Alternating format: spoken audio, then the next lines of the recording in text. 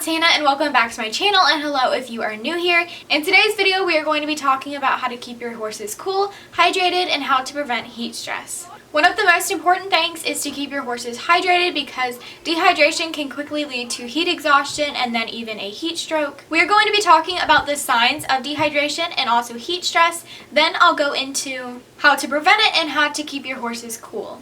So yeah, I hope y'all enjoy this video and find it helpful. If you do and you would like to see more of my videos in the future, don't forget to click on that red subscribe button down below and turn on that notification bell. And if you would like to keep up with me, all of my social media accounts are linked down in the description box. So yeah, I hope y'all enjoy this video. Let's just get started. Okay, so the first thing we are going to be talking about today in this video are the signs of heat stress and also dehydration. And keep in mind, these are just some of the signs, not all of them. These are just the ones that I am including in today's video.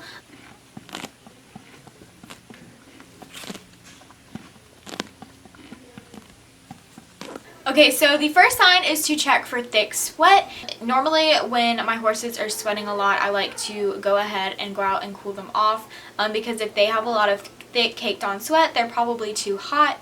The next sign to check for dehydration is the skin pinch test, and you are probably familiar with this because you do it for dogs as well to see if a dog is dehydrated, but you can do it for horses as well. And to do this, you are just going to pinch a small piece of skin by your horse's neck or shoulder, and if the skin stays up for more than just a few seconds, then dehydration is possible. You are also going to want to check for panting, like breathing really hard, and also temperatures over 102 degrees Fahrenheit. The next one is a rapid pulse, and another way to tell if your horse is dehydrated is to press on their gums above their upper teeth. When you press on your horse's gums, they will turn white or a pale pink color, but the normal color should return quickly. If it takes longer than just a few seconds for the color to return, then dehydration is possible.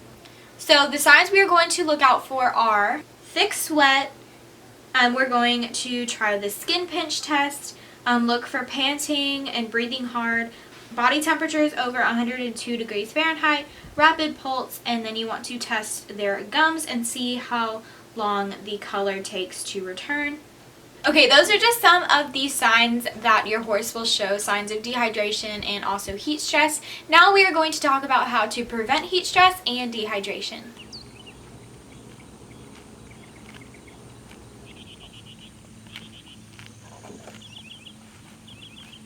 Like I said before, keeping your horses hydrated is one of the most important things during summertime. So keeping fresh, cool water available to them at all times is very, very important. I also like to keep my horses a mineral block by their water trough because horses lose a lot of potassium, magnesium, chloride, calcium, and sodium in their sweat.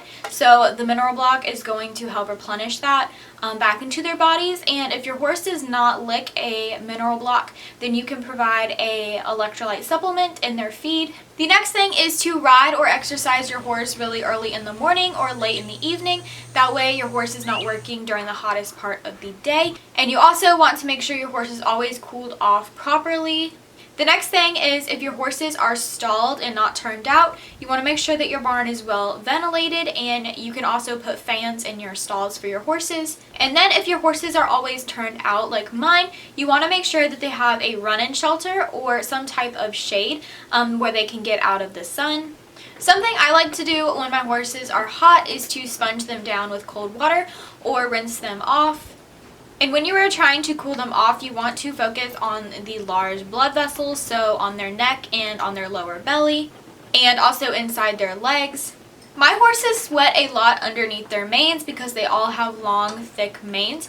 So what I like to do in the summertime is I will braid their manes, and I like to do this where it's loose. You don't want it to be too tight because it will irritate them, but I just put their manes in regular braids to keep the sweat off of their neck and so they can get some airflow under their mane and everything. And when you do rinse off your horse, make sure you use a sweat scraper because if you just leave a bunch of water on your horse, it will actually make them hotter. So make sure you get all of the excess water off of their bodies. And something else that I like to do is feed them popsicles or cold treats. I like to feed them like watermelon or like cold carrots or something like that. But yeah, I hope you guys enjoyed this video and I hope that it was helpful. And if it was, don't forget to give it a thumbs up and subscribe down below. I love y'all so much and I will see y'all next time. Bye y'all!